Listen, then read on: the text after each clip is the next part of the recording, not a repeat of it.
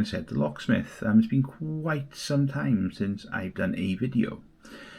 Now, I do apologise if you can't see the writing on the pic, because it's very faded. It's my new camera. I'm trying to get into it more again like I used to and put a bit more time into it. Basically, this barrel came out of a Ford Transit 2015, a Mk8. This is a leashy pick. It's 101, which is meant for the Ford barrel. Well, for the Ford Transits and Focuses, or quite a wide variety really. There's your positioning, there's your depths. Now, I find with these, a lot of people ask me for help on them, and it's always down to the tension, how much pushing force you put on it, or turning force, whatever you want to call it.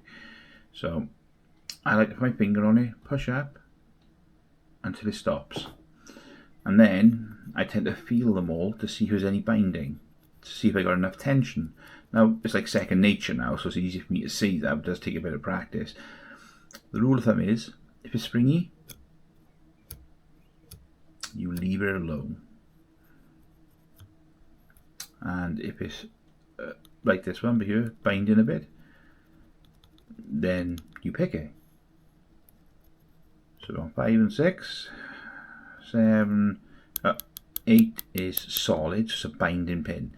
So now we go down a depth, and we give it a little jiggle, and she went down a bit more as well. So she was just catching. We got number 9, number 10, and we just go back to the beginning each time, and just go back through the sequence. Bind in. There we go. Number 8, fine.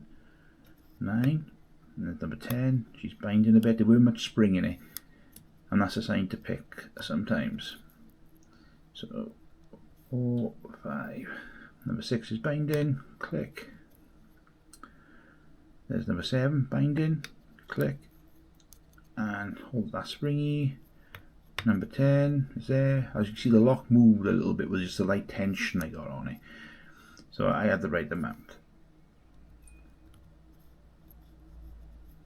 But I will show you what over tensioning does. Number 6 was bind, number 10, click, and then click again, and there we are. Yeah, that's it really. It's how easy it looks, but obviously it takes quite a bit of practice.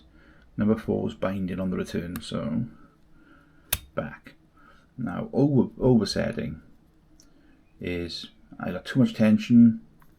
Which one was it? Number 8? Number 8. And this not down all the way, so 9, 10. See if we can get some binding pins here.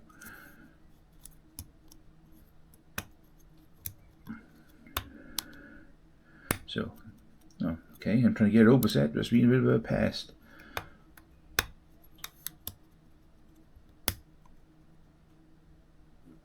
There you go, that's overset right there. So, basically you just slacken off and come down a bit, you do the clicks, but yeah, you slacken off a bit and it comes springy again. And that's oversetting, how to do it. Sometimes you overset when you pick it, and when you pick it and you overset it, at the end you say, oh, that one's stuck all the way down, I can't get it out. Ease off the tension and go forward gentle again, and you'll see, well, put your pick, put this on top, and then when you leave go, it'll still be there. When you leave go and you slacken your tension off, it'll spring back more, and then you will see that it's down, it's back into its regular position.